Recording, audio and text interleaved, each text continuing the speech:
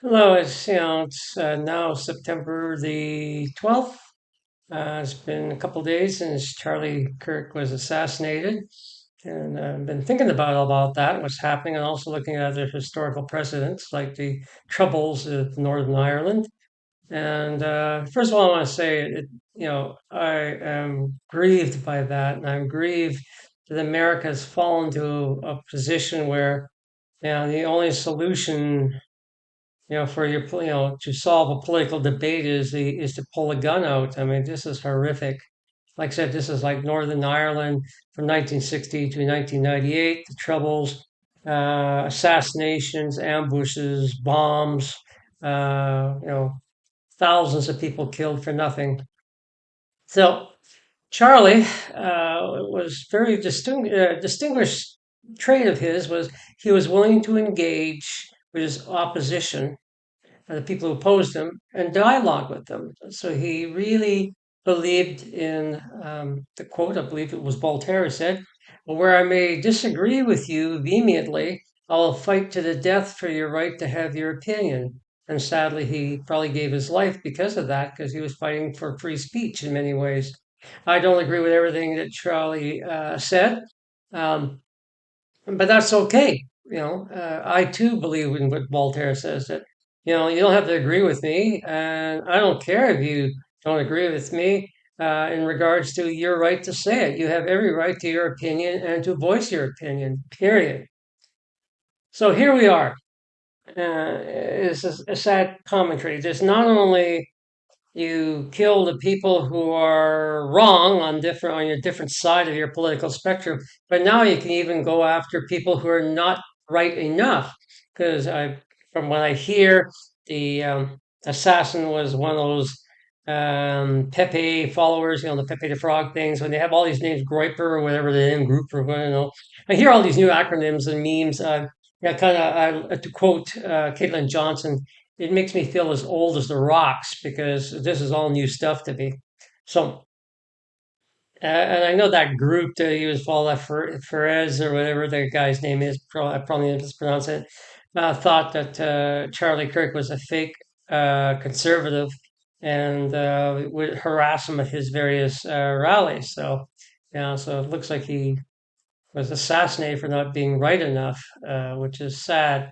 And the thing that, like I said, for God's sakes, just because somebody doesn't believe what you believe is no excuse or rationalization for violence of any way, shape, or form, even to the point of throwing an egg at somebody, to egg them.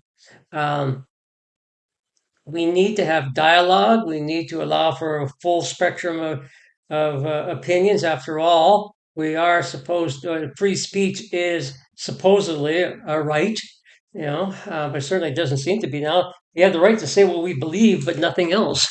And, and this is horrific. Regardless of what you think of one way or another, this is not. All this will lead, and I'm afraid that we already are there in the United States in the early stages of the troubles of the United States. And what that is a low grade civil war, not like a classic civil war with big land battles and everything else like that, like happened in 1861 in the United States and the 17th century in England. No, we're talking about a kind of like the Troubles, the IRA versus Ulster Defense Force versus the British Army, where it's assassinations, ambushes, bombs. I'm afraid we're there. I'm afraid America is now in the state of low grade civil war because the conflict level is literally you know, such an anger and such a loathing for anyone who believes differently than you that you don't even see them as human anymore. You don't even see them as deserving life anymore. I mean, are we mad? Are we nuts? You know, I agree with this. Nobody deserves to die over their opinion. You know, uh, it's one thing to go and gun down somebody who's trying to kill you or your family, but it's just gun somebody down just because they don't agree with you. You know, get real. I mean, that is evil. That is absolutely evil, and it is.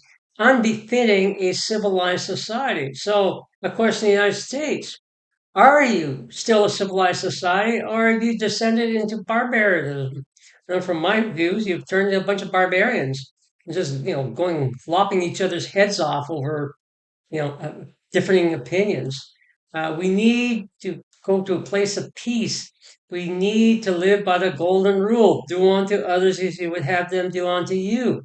We need to go embrace the four noble truths of Buddhism, basically that you end to suffering, end ill will, find joy, find peace. That's what we need to do.